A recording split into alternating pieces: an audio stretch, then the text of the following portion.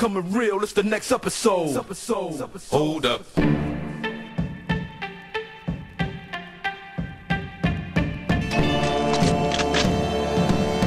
Shot in stunning 480p, stitched together on a bootleg copy of Final Cut in the northeast corner of my room, northeast corner of Sweden. This 16-year-old clip launched me across continents, landed me at one of the most prestigious creative companies on the planet, and eventually had me directing music videos for one of my favorite bands. Doomsday.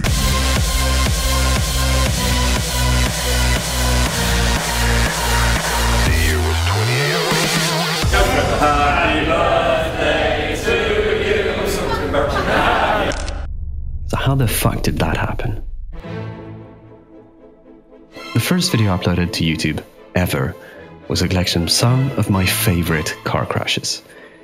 And I deleted it as soon as I woke up the next day because I was afraid the police was going to come and arrest me for not asking permission to use the clips. But that didn't stop me from making silly films. I started making silly films with others, and then after a while started helping out on not so silly films for businesses and bands until one day... Daniel Danielson, winner of the amateurs this year, he basically produced something that was very non-cliche. He's got a lot of room for development, and as a young amateur he's in the right place to just develop and get better and better. Just like that, I found myself ripped from my little corner of the world and plopped right into the middle of London.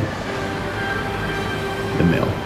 The people were great, the work was great, but I'd already had a taste of something greater. I eventually escaped the city for a job in the countryside where I'd done a few days of freelancing before the mill, and I'd found a new home, a place to drop my anchor. But after a few years, I realized that although a ship is safe in harbour, that's not what ships are made for.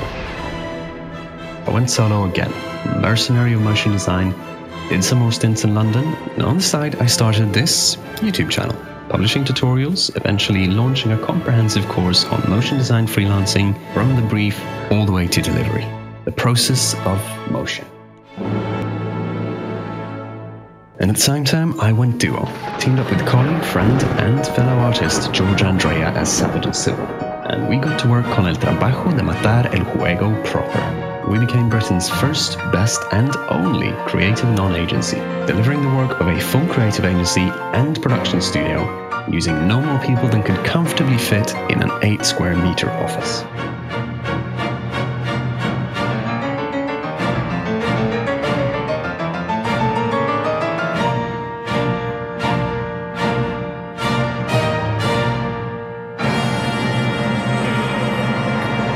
The only constant in this universe is motion, and after one hell of a run, the duo was nomads.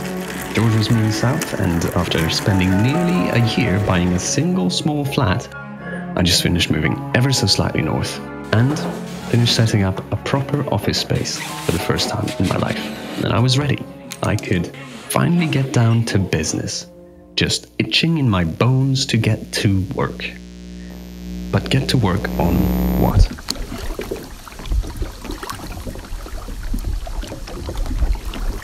Times like these, I like to give the old sawdust in the noggin a good old shake-up.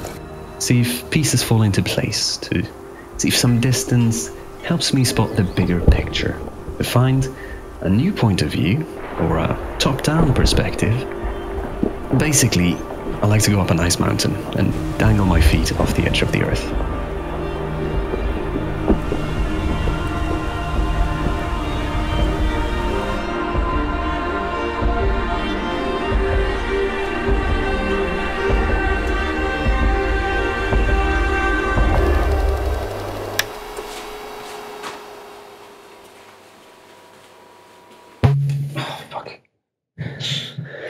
Okay, so there's something about this YouTube thing.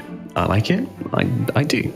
I like helping out, sharing techniques that I find useful, and I love getting comments, recognizing names and faces next to them. By the way, Tom, I was going to reply to your comment, but now I cannot for the life of me actually find it. But yeah, man, feels like it's been an age, and I hope you've been well. So, the parts I like: community, creativity, doing things. Here's what I don't like. This.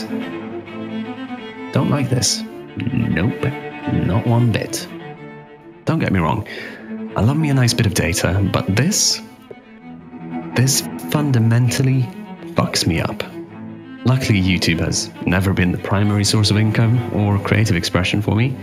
I did make £80 of revenue once when I turned on ads for 2 months, just about enough to buy a bun of illegally baked bootleg bread on the black market in Britain these days.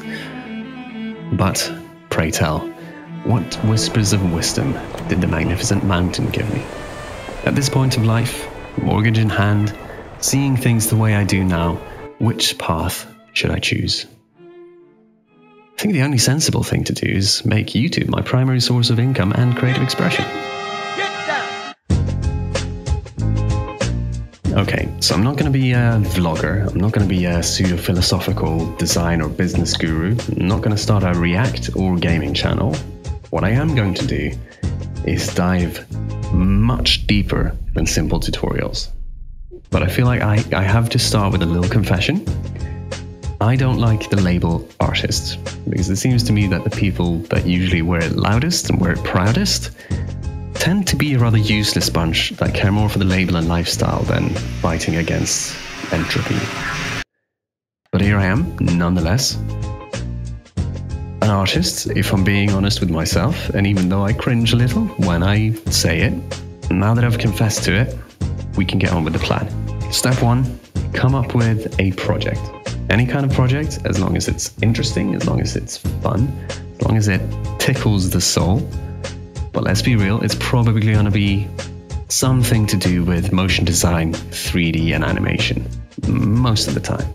Step 2, do the work, but document the process. This is key. For those on the Process of Motion course, it'll be a bit like the Norwatch's breakdowns, but more entertainment than education, definitely not as structured and a lot more open-ended than any client project. Put it a different way, I'm going to be a travel filmmaker, but I'll be taking creative trips rather than geographical ones. I'll be making films about creating art and hopefully doing it in interesting ways, in an era of content mills and AI outputs.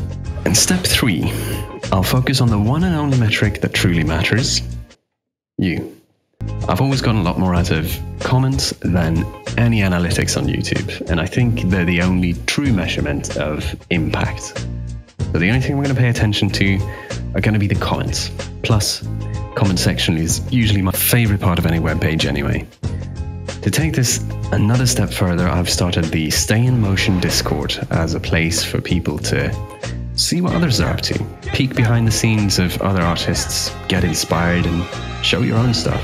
Because I don't want this to be a one-man show. Artists get stale in a vacuum. I know there must be literally dozens of us chipping away at our projects under the lonely lights of our computer screens that could do with shooting the shit with other artists now and then. But that also means that from now on I will exist in 3 places on the internet and 3 places alone: YouTube, Patreon and Discord. I won't put any work into Twitter, Faceagram, TikTok or anywhere else. It's going to be YouTube, Patreon, Discord. That's it. My own website and mailing list too, of course, both under reconstruction, but that's it. Step 4, profit.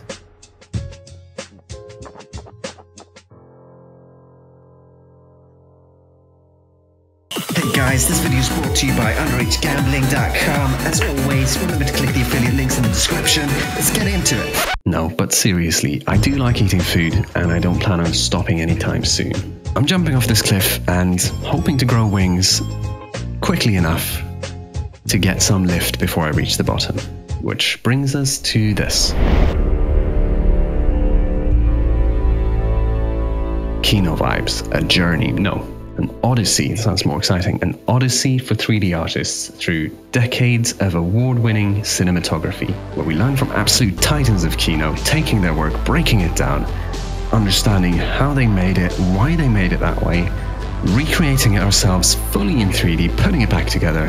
Part 1 is all about light, and you've just seen the first example scene, Arrival, stunning film, directed by Denis Villeneuve, sorry about butchering your name, with cinematography by Bradford Young, probably didn't butcher yours.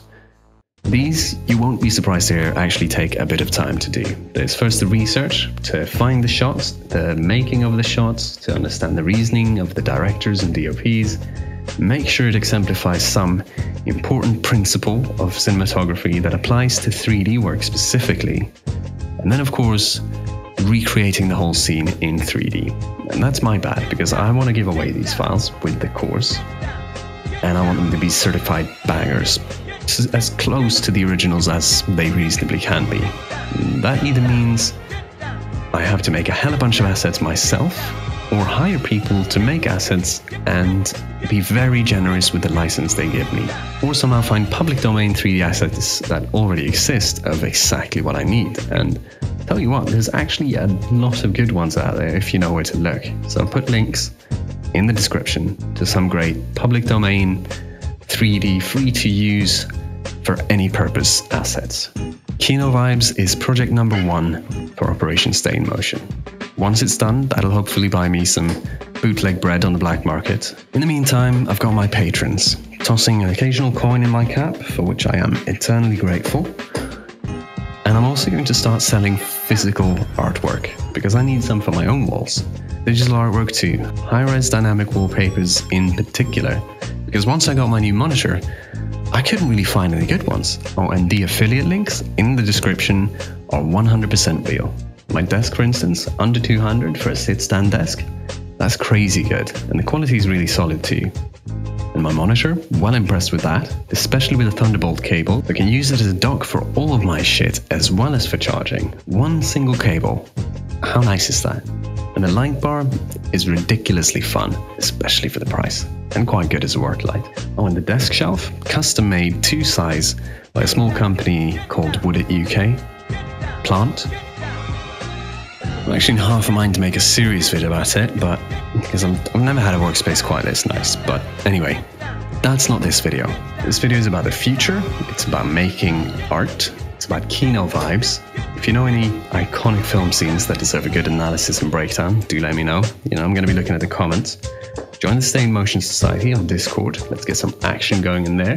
Show us what you're up to. See what others are up to. But above all else, don't forget to stay in motion.